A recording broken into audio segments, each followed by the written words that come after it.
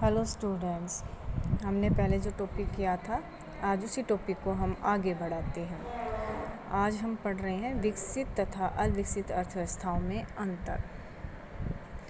तो हमने यहाँ पर ये टेबल दिखा रखी है। पहला पॉइंट है प्रति व्यक्ति आय। तो विकसित अर्थव्यवस्थाएं वो होती हैं जिनकी प्रति व्यक्ति आय $12,475 प्रति वर्ष से ऊपर होती है, और अविकसित देश होते हैं जिनकी प्रति व्यक्ति आय $1,046 प्रति वर्ष से कम होती है। दूसरा पॉइंट है जीवन स्तर। विकसित देशों का उच्च जीवन स्तर है जबकि अविकसित देशों का जीवन स्तर निम्न है। तीसरा है आर्थिक असमानता।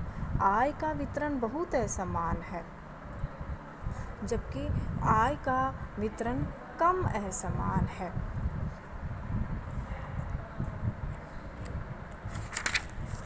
नेक्स्ट है पूंजी निर्माण। पूंजी निर्माण की उच्च दर है, यहाँ जीडीपी के 30% तक है, जबकि निम्न देश हैं जो गरीब देशों में पूंजी निर्माण की निम्न दर है।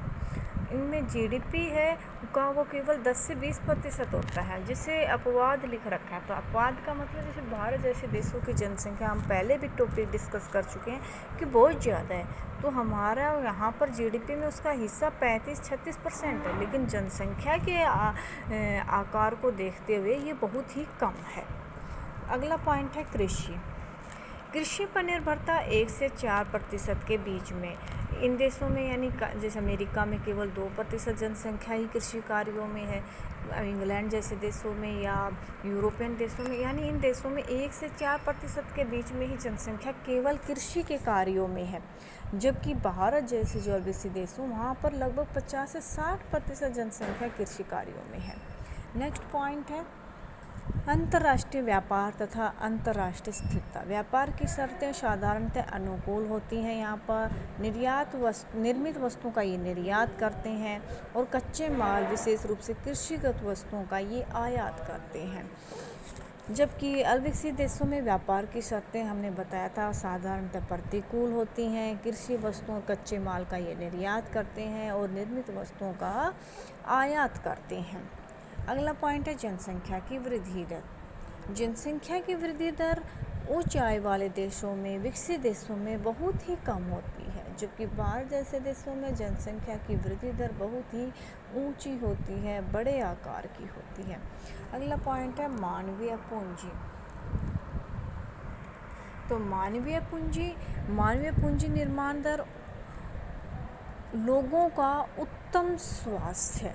मानवीय पूंजी से हमने कई बार पहले भी अर्थ बता दिया। मानवीय पूंजी किसे कहते हैं? Human capital. जनसंख्या का वो हिस्सा जो उच्च स्वास्थ्य स्वस्थ है, उच्च कुशल है, यानी एजुकेटेड, स्किल्ड और हेल्दी पॉपुलेशन को ही हम मानव पूंजी कहते हैं। तो इन देशों में इनकी दर ज़्यादा होती है, जबकि भारत जैसे देश हैं यहाँ पर जनसंख्या तो ज़्यादा है लेकिन मानवीय पूंजी दर है वो कम है, यानी शिक्षित, स्वस्थ और कुशल श्रमिकों की कमी है यहाँ पर। नेक्स्ट पॉइंट है बेरोजगारी हमारा।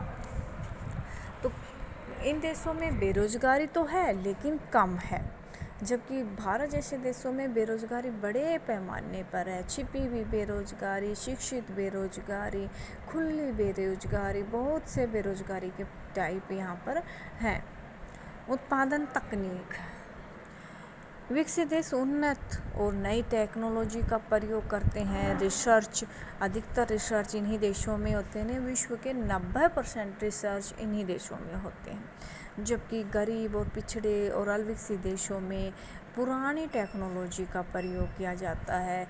रिसर्च में केवल 10% ही हिस्सा है वर्ल्ड में, और नवप्रवर्तन की बहुत ही कम संभावनाएं होती हैं। पूंजी बाजार वो होता है जिसमें विकासात्मक कार्यों के लिए लंबी अवधि के लिए ऋण दिया जाता है, जैसे विकास बैंक है IBRD, या कृषि का बैंक है नाबार्ड बैंक, या आयात निर्यात का बैंक है एक्जिम बैंक। तो ये वो बैंक हैं जो पूंजी यानी बड़े अवधि के लिए ऋण की सुविधा, निवेश की सुविधा उपलब्ध करवाना है। तो इनमें ये विकसित स्तर पर होते हैं, जबकि भारत जैसे देशों में ये जो अविकसित है या अविकसित देश है, इनमें पूंजी बाजार अधिक विकसित नहीं होता है। नेक्स्ट है सांस्कृतिक वातावरण। भौतिकवादी सांस्कृतिक वातावरण श्रम की उच्च गरिमा, प्रगतिशील और आधुनिक दृष्टिकोण पाया जाता है, जबकि अविकसित देशों में सांस्कृतिक वातावरण अधिकतर आध्यात्मिक, श्रम की निम्न गरिमा होती है, रूढ़िवादी और पिछड़ा दृष्टिकोण होता है।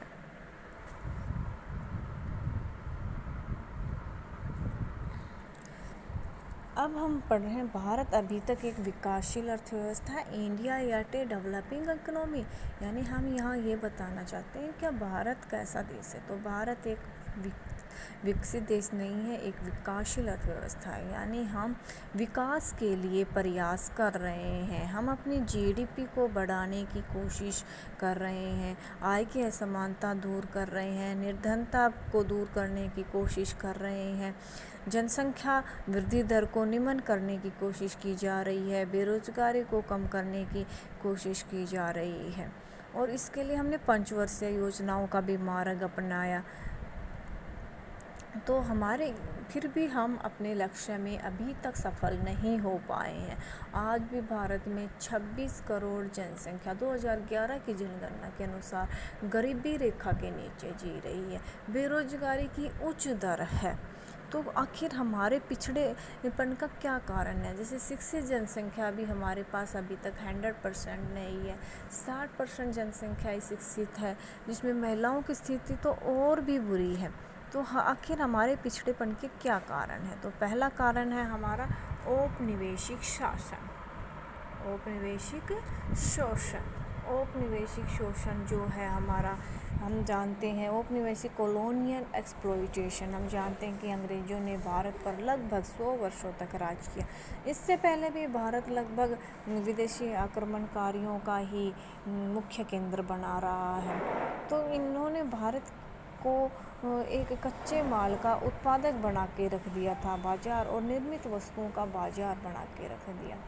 इस वजह से भारत के पिछड़ेपन का भी एक मुख्य कारण है। दूसरा, जनसंख्या का बढ़ता दबाव। 1921 के बाद भारत में जनसंख्या विस्फोट की स्थिति पैदा होती है, और 1950 में तो जनसंख्या विस्फोट की स्थिति आई गई थी, यानी कि हमारी जनसंख्या जितनी तेज़ गति से बढ़ी है, उत्पादन उतनी तेज़ गति से नहीं बढ़ा है।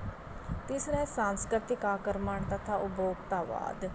पिछले कुछ वर्षों से भारतीय समाज एक भारी सांस्कृतिक आक्रमण का शिकार हुआ है।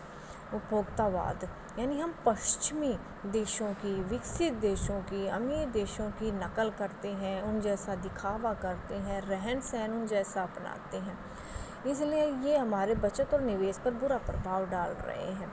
अगला पॉइंट है आधारिक संरचना का कम महत्व। हमारे देश में पुलों की, बांधों की, सड़कों की, सिंचाई के साधनों, इनका ये है, लेकिन आवश्यकता से कम है।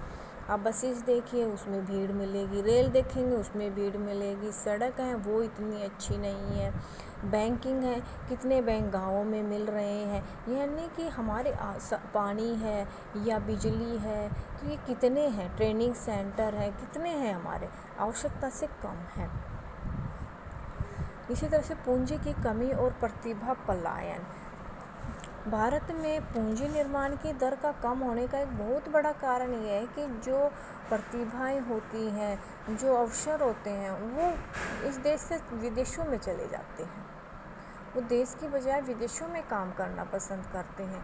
रोज़गार के अवसर की कमी हो सकती है या कोई और वजह हो सकती है, तो हमारे देश से प्रतिभा पलायन कर जाती है दूसरे देश में। अगला है प्रतिकूल व्यापार की शर्तें। अंतर्राष्ट्रीय बाजार में हमारी प्रतियोगी शक्ति बहुत कम है, हम विदेशी कंपनियों का मुकाबला कर नहीं पाते हैं, इसलिए हम टिक नहीं पाते हैं। परिणाम स्वरूप हम $1 के बदले अधिक वस्तुएं दे रहे हैं और ₹1 के बदले में कम वस्तुएं ले रहे हैं। सार्वजनिक क्षेत्र की अकुशलता। सार्वजनिक क्षेत्र क्या होते हैं? सरकारी क्षेत्र को हम सार्वजनिक क्षेत्र कहते हैं। जैसे हमने BA सेकेंड ईयर में पढ़ाया था, सरकार के उद्योगों को हम सार्वजनिक क्षेत्र के नाम से जानते हैं। स्वतंत्रता के पश्चात हमारे जो पॉलिटिशियन हैं, जो प्लानर्स हैं, उन्होंने सार्वजनिक उद्यमों में बहुत अधिक विश्वास प्रकट किया और इसीलिए द्वितीय पंचवर्षीय योजना में सार्वजनिक उद्योगों को, विशेष रूप से भारी उद्योगों के निर्माण पर जोर दिया गया था। किंतु सार्वजनिक क्षेत्र में जो उद्योग थे वो अकुशल निकले और दिवालियापन की ओर चले गए। और योजनाओं के 60 वर्षों में ऐसा प्रतीत होता है कि सरकार ने सार्वजनिक क्षेत्र के उद्योगों को निवेश से विनिवेश करने का काम पूरा करना शुरू कर दिया है। विनिवेश का मतलब सरकार ने अपने सरकारी उद्यमों को अकुशलता की वजह से, घाटे में चलने की वजह से, हम कहते हैं सिक इंडस्ट्रीज, तो उन्हें बेचना शुरू कर दिया है। विनिवेश का मतलब प्राइवेट क्षेत्र, उसके शेयर्स बेचने शुरू कर दिए हैं। अगला पॉइंट है गैर विकास व्यय का बढ़ रहा भार। पिछले कई वर्षों से हमारे यहाँ पर गैर विकासात्मक कार्य, जैसे पहले भी बताया था, गैर विकासात्मक कार्य वो होते हैं जो देश की, जैसे प्रशासन पर खर्च किया या रक्षा पर खर्च किया, ये गैर प्रशासन, ये ऐसे कार्य होते हैं जो गैर विकासात्मक होते हैं। लॉ एंड ऑर्डर को बढ़ाने के लिए हम इसी तरह से टेररिज्म है, इसके ऊपर भी काबू पाने के लिए हमें बहुत खर्च करना पड़ता है। तो भारत में गैर विकास कार्यों के ऊपर व्यय करना ज़्यादा पड़ रहा है, तो हमारे पास विकासात्मक कार्यों के लिए निवेश है वो कम रहता है।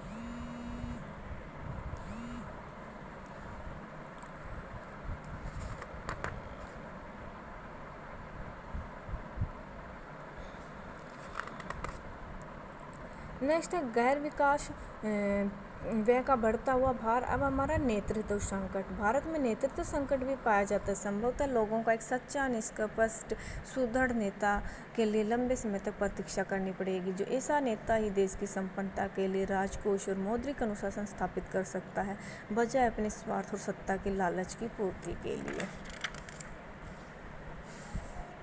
ओके।